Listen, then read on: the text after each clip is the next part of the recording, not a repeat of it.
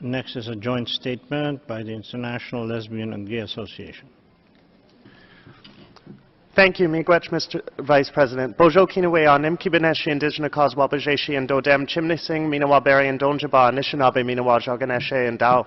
Thank you for sharing your perspectives today on the links between the United Nations Declaration on the Rights of Indigenous People and the 2030 Agenda. This statement is endorsed by organizations from around the world that work on Indigenous and Sojiask issues. We share some perspectives from Indigenous people who are LGBTQI and of other diverse Sojiask cultural identities with their experiences on identifying challenges and best practices to ensure participation and inclusion.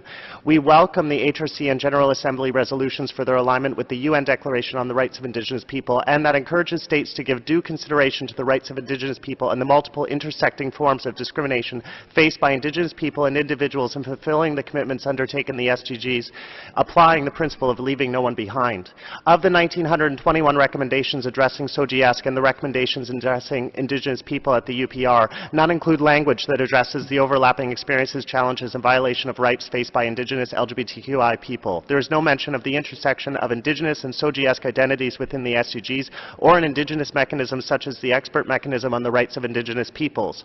Diverse regional mechanisms have addressed the issue of language. As part of our identities, we might not identify as LGBTQ people. However, this does not mean that they do not exist in our communities. Examples: Two-Spirit in Canada, Mooks in Mexico, Fa'afafine in Samoa, Agokwe in Canada, Kuchu in Uganda, Kawaja Sira in Pakistan. This just means we self-identify with another expression. Echoing what was said at the IACHR,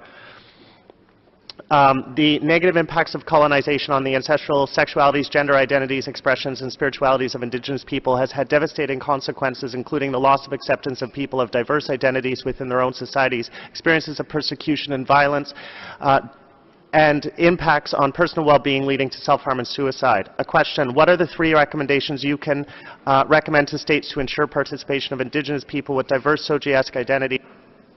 Thank you. Thank you very much.